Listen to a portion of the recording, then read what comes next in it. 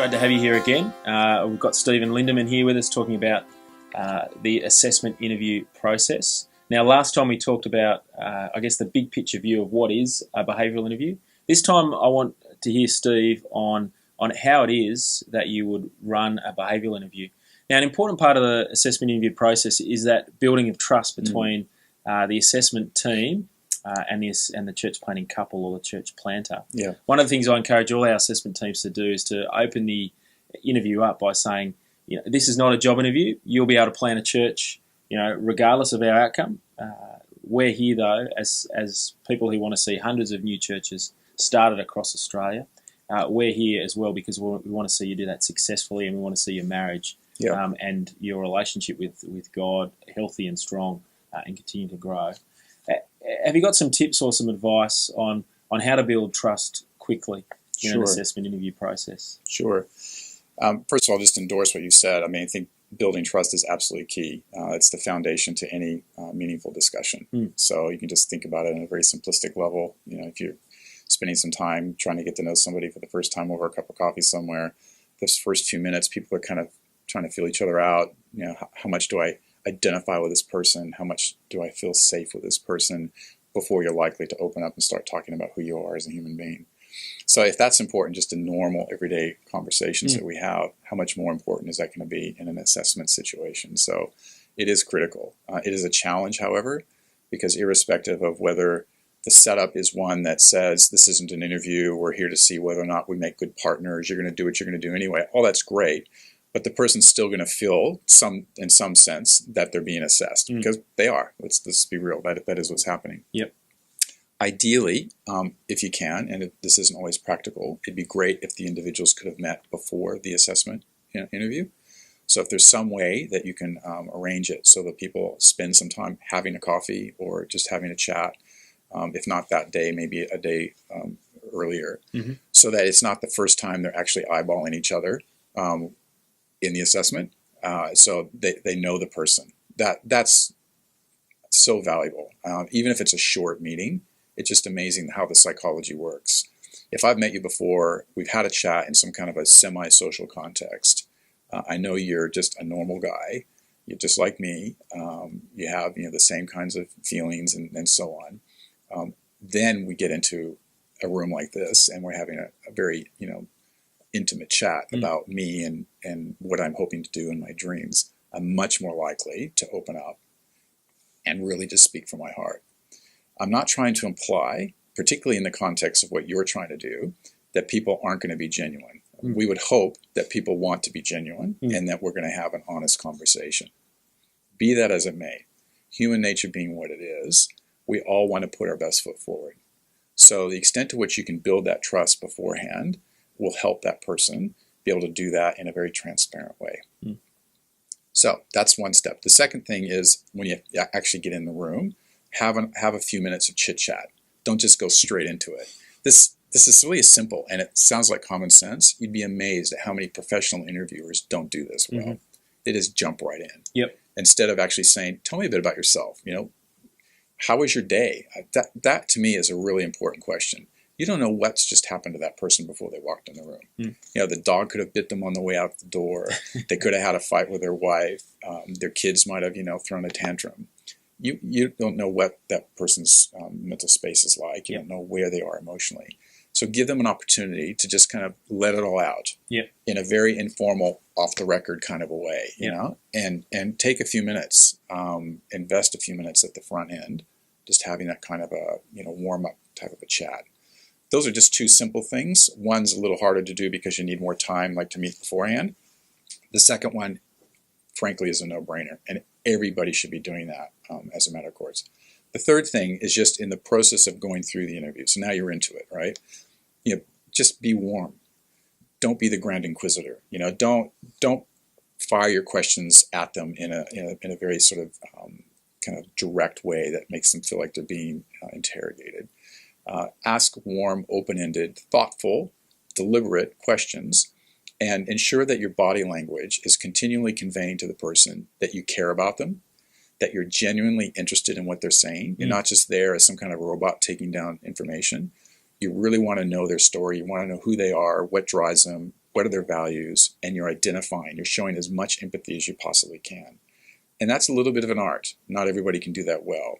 I'd like to think if your screening process for who your assessors are is a good one, you'll be using people who naturally do that anyway. But sometimes even those people who have great interpersonal skills, when they get into an assessment situation, something just goes off in their head and they think, like, I'm here to assess this person. And all those wonderful, warm qualities that they normally display go out the window. And so they need to remember to bring those into the room with them and to really be as natural as they possibly can. Aside from all that, and there's probably more things that you could do, the individual still knows that they're being assessed. So they still are going to be, as much as they can, in a genuine, transparent way, they're going to be putting their best foot forward.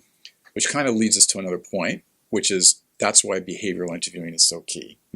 Because what we're doing with behavioral interviewing is we're getting the person off the pat answer. We're getting them off the rehearsed, what are your 3 greatest strengths? What are your 3 weaknesses? We're getting them off that stuff, and we're getting them to think about actual things they've done.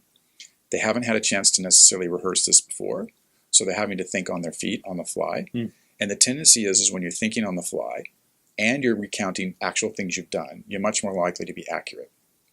You're much more likely to just automatically state the facts as they occurred. You don't have time to sit there and try to think of how can I twist this to make it sound better than it was. It is what it is.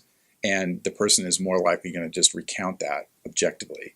Whereas if you do the typical hypothetical scenario, of course you're going to get a really nice pat answer that makes everybody sound like they're, a wonderful person on every level, which is just not the case.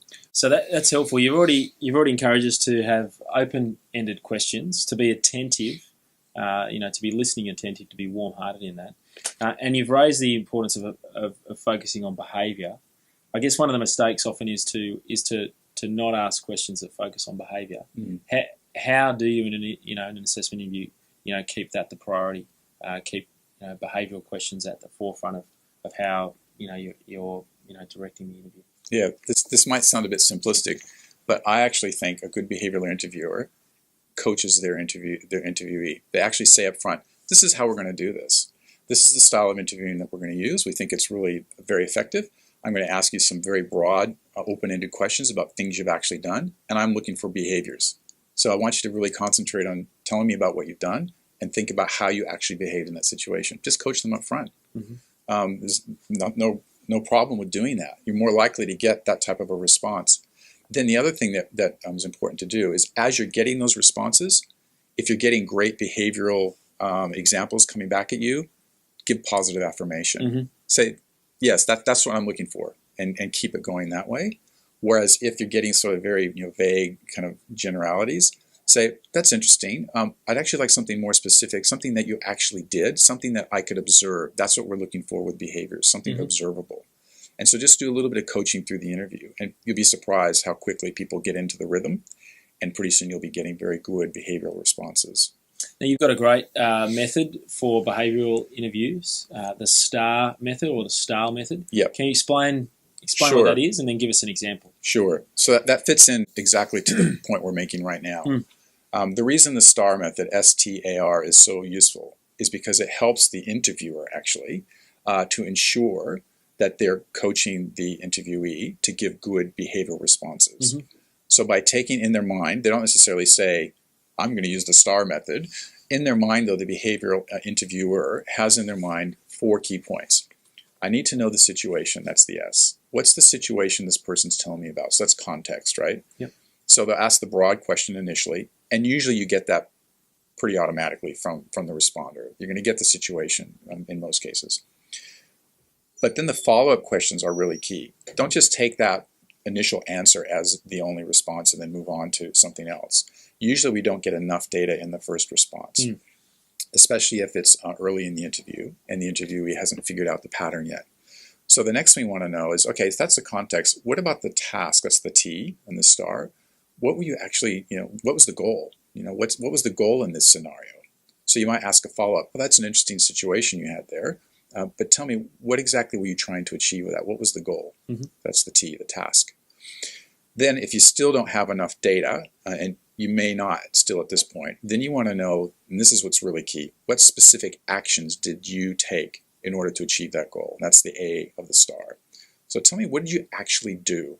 And not only what did you specifically do? Mm-hmm. Don't allow them to get into this like, oh, well, we did this and we did that, because often that's what people will say. And sometimes it's from a good place because they don't want to take credit for everything. And especially those of us who come from a Christian background, we think it's egocentric to talk about what I did. So I'll say, oh, the royal we. No, I'm not interested in the royal we. I'm interested in what you actually did. Yeah. So the A for the STAR is really key for getting that specific actions. And then finally, the ultimate is, what did you actually achieve? What was the result? That's the R. What was the result of all that? I now know the actions. I'm getting a great picture. I can almost like watch a video playing in my mind. That's a good answer. When you can actually picture that person in that situation taking those actions to achieve that task, then you want to know, what was the result? How did it play out? So that might be the final follow-up question. Tell me how it actually turned out in the end. And you alluded to S.T.A.R.L, which adds an L at the end. I like to add that in because I think it's equally important to find out, what did they learn from the experience. That's where the L comes in. So you get all those great specific behavioral responses, but ultimately, what did you learn from it? And how is that going to change your behavior in the future? And I think that's a very powerful thing to add in, to learn about whether or not this person is able to adapt and adjust. How agile are they? Great, Steve. We're actually going to come back to a number of examples where we actually apply the S.T.A.R.L method. So it'd be great to see you in the next video.